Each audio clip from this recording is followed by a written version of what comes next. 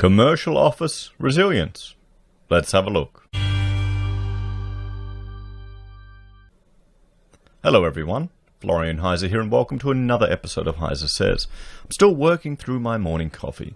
I thought we'd have a look at this financial review article that was published on commercialrealestate.com.au discussing the strength in our resilient office market in commercial property. Now, we've been discussing over a series of videos just the potential impact that cultural changes will have resulting from this forced house arrest. Many people are working from home. Many people are realizing that they can actually get more done working from home, and businesses realize that their staff are actually productive. Then you might be able to get a saving on your commercial footprint. Do you think this will have an effect on the valuation of these commercial properties, on the viability of projects, and on the demand for retail and commercial building area? It's definitely something we have to watch, and it's interesting to see the different takes on the market, particularly arguing that our office market is resilient. What do you think, everyone? So, Australia's conservative approach to financing and speculative development, combined with relatively low vacancy rates, is likely to hold the office market in better stead during a recession compared to global office markets. Now here it is, they're comparing us to global markets. Now we'll jump over here. This is the data from Property Council. Let's just look at offices and look at the vacancy rates at what they hit in the last recession. Now you can see here on the chart, this is showing the last recession. And this is for Australia. It was over 20%, everyone. Over 20%. And that was climbing from a vacancy rate of 5. We're already well over, or we're at 8% now. And that hasn't been affected. Remember, this will take years. This will take years. So let's have a look at some cities. We'll look at Sydney. I mean, look at Sydney, how high it jumped. And it's back down at the average. It's got room to move. We'll look at Melbourne. There we go, again. Good old Brisbane. Bit of a spike there, but we are actually higher than that at the moment already. Already here in Brisbane. We'll look at Adelaide. Adelaide, well, it's Adelaide. It climbed up. It definitely went up from 10 to 20%. We can look at Perth. You can see the jump up in Perth there. And it's on its way back up. Over 30%, everyone. 30%. Hobart, how did Hobart do? There you go. Went from under 5 to over 15. Climb right back down again. Could be heading up. Good old Darwin. They didn't actually have any offices in Darwin. Darwin only came into existence in January 2010 because, everyone on the Southern Hemisphere, we're all just paid actors. But no, they just didn't have data there. And then my favorite city, Canberra, particularly when it comes to investing in properties. Have a look at that. Where's that recession there? We didn't really see it, did we? I wonder why that is. But they're also sitting over 10%. So if they continue to sit at 10%, it may look better to other cities, and this is the comparison. This is the comparison they're making. So is Canberra better to invest in than Sydney or Melbourne? Is that the same as saying Australia is better to invest in than other countries? But, if you have smart financing and decent speculation, doesn't matter if your occupancy rate is cut in half. In its latest report looking at the effects of the pandemic on global office real estate and real estate investment trusts, credit agency S&P Global Ratings warns the pandemic will slow development pipelines and delay the planned rollout of new offices.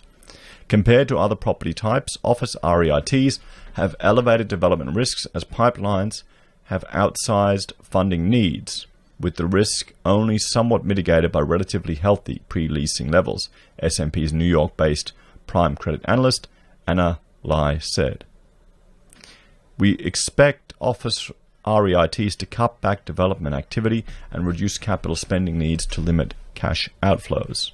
However, S&P's Australian analyst Craig Parker said Australia's office market had buffers that meant it was unlikely to suffer the slowdown in development activity seen in the rest of the world. Really? Even though previous recessions have seen sharp increases in vacancy rates.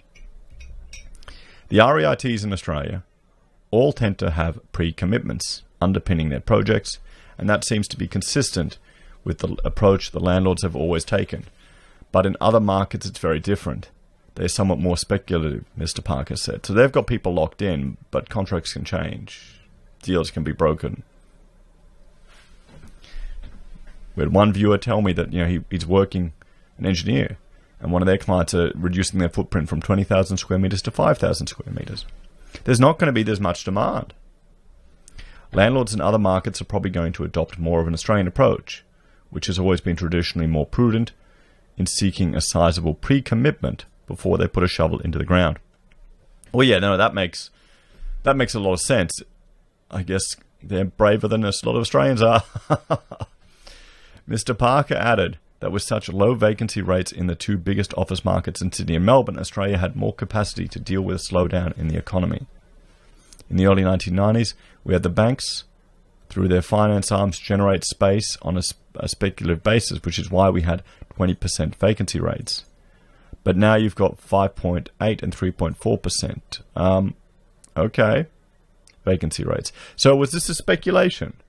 Is this the argument? This was all driven by speculation. Coming off the 80s property boom. Is that it? In the early 90s? Or is it less demand for it? Negative outlook for the US. S&P rated 46 office REITs globally, of which 15% had a negative outlook. The highest proportion of negative outlooks was in the US at 27%, followed by Europe, the Middle East, and Africa with 13%. In the Asia Pacific region, it was just 7%. In Australia, AMP Capital Wholesale Office Funds, Dexus, GPD, Wholesale Funds, Office, and Investor Commercial Property Funds were all rated A- with a stable outlook. Charter Hill Prime Office Fund was rated at BBB and stable. S&P said office REITs remained a largely investment-grade sector, with most rating in the BBB category. The issuers with negative outlooks generally faced heightened development risks and limited cushion on credit matrix to sustain a downturn, the report said.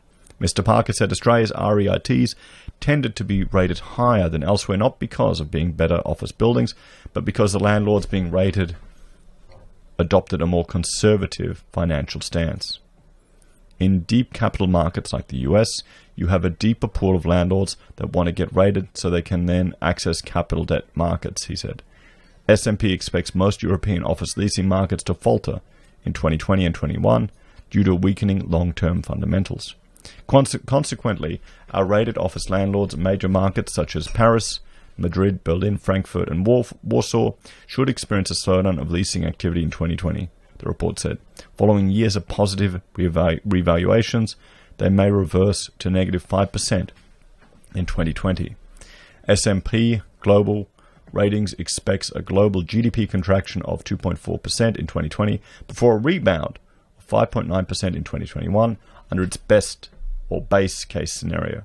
Layoffs and lower demand for office space will affect office lease renewals and leasing prospects into 2021, it says.